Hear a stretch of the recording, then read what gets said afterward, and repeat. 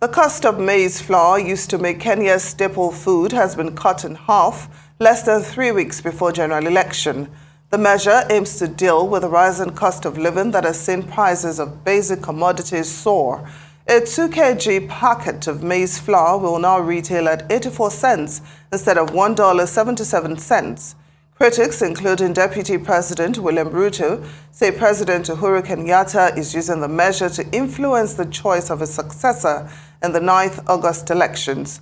Kenyatta has rejected the accusation and said the price rises themselves were political. It is shocking to politicize the misery of the vulnerable. It is more distasteful to gain political capital out of the sufferings of the vulnerable without offering solutions, he said in a speech. His government has blamed external factors, including Russia's invasion of Ukraine, for affecting the prices of fuel and food. Arise News analyst Mark Bichachi joins us now to discuss the undercurrents that led to President Kenyatta's decision to halve price of the staple food and how it could shape next month's general election in the East African nation. Great to have you on Newsday. Thank you so much for joining us. Thank you for having me. Let's start with how Kenyans are reacting to this deduction, especially in the timing of this decision. It comes less than 3 weeks before the elections. First and foremost, this is an issue that has been pressing to the Kenyan public simply because maize flour is what makes the staple food in this country.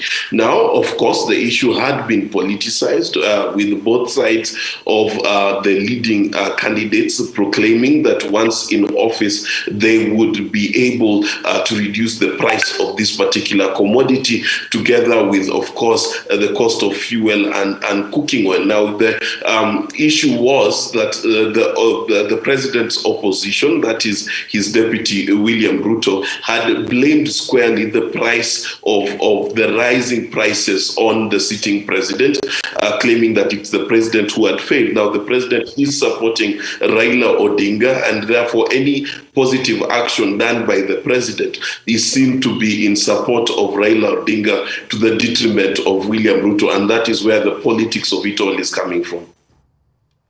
And it's very, the timing is, of course, very convenient.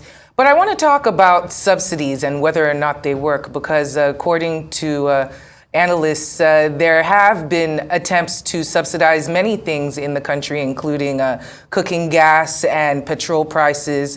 And also there was a deal with some millers, the Ministry of Agriculture, a couple months back, and it fell through. And of course, there's still some disagreements over that.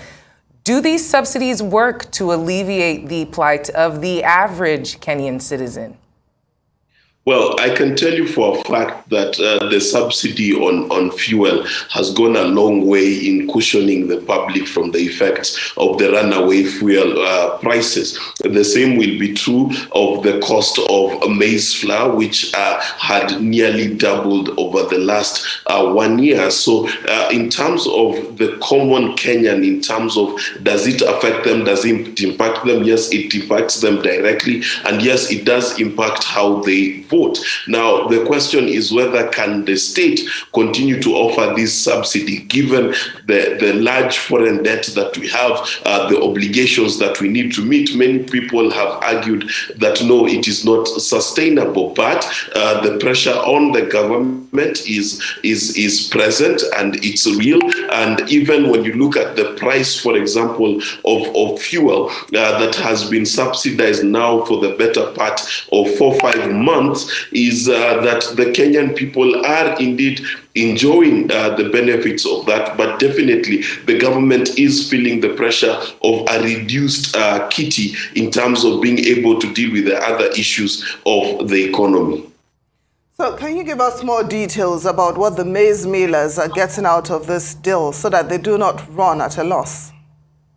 Well, what the government is essentially doing is that it has gone into a deal similar to the deal that it went into with the oil sellers, which is basically to offer a certain amount of reduction of taxes, including a payment direct from government to ensure that the cost of these products is reduced. So they're receiving money from government on a monthly basis to reduce the end price of the commodity at the station, at the supermarket.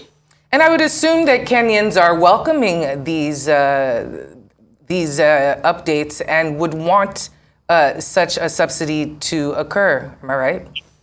Yes, many Kenyans are very excited about it simply because it lowers their cost of living.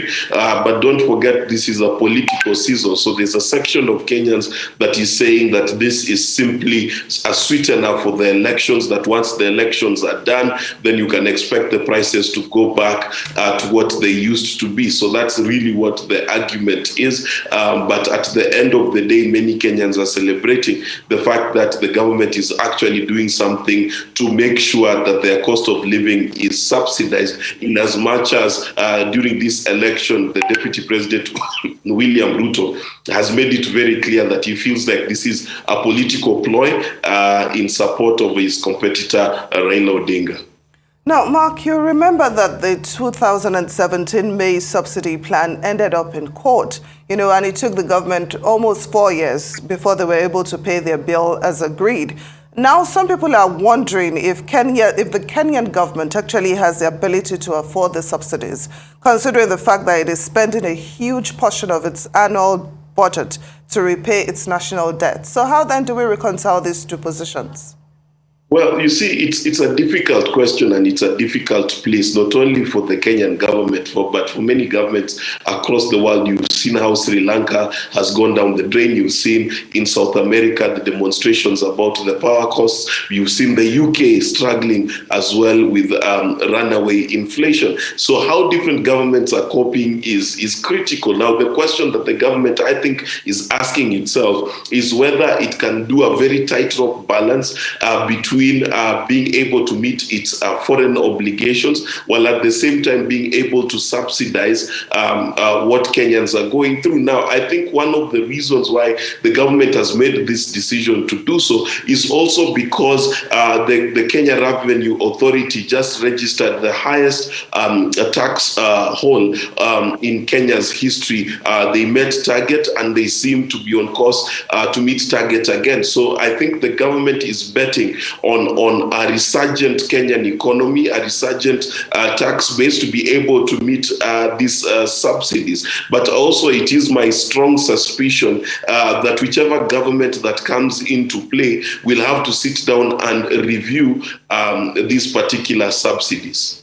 And apart from repaying that huge national debt, critics of the subsidy are also saying that it does not impact the most importantly affected, and that is the lower income of the country, that it more impacts those who are a little more affluent and have money. So whether or not it really works, is this a fair assessment?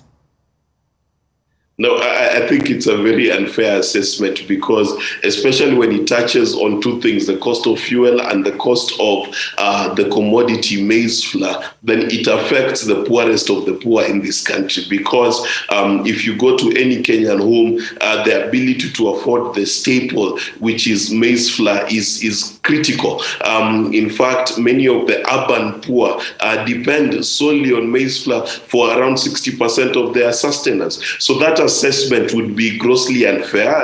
I do not think it is sober in its approach. And also, when you talk about the cost of fuel, kerosene is the preferred method of energy in the home for many low-income homes, especially among the urban poor, who will be affected by such a price increase. So the price of kerosene being reduced definitely affects the poor. As far as the rural poor are concerned, Kenya's rural poor are torn into two different categories: those who live in arable land, and are poor, and those who live in drier areas, in arid and semi-arid areas. Now, those who live in arid and semi-arid areas, the government already has a food program that it is doing. It has a cash transfer program that it is doing, and millions of Kenyans are benefiting from it. But I'm not surprised that many critics would say this, simply because this is a political season, and it is expected that anything that the government does will be taken through a political lens and be spun to make it look like the government is not meeting the needs of the poor, when it's actually doing so. When you look at the manifestos of both the leading candidates, they've promised to do exactly what the government is doing. So it's ironic that they would turn around to say that this is now not helping the same poor they say in their own manifestos that it is. Arise News analyst Mark Bichachi, thank you so much for joining us on Newsday.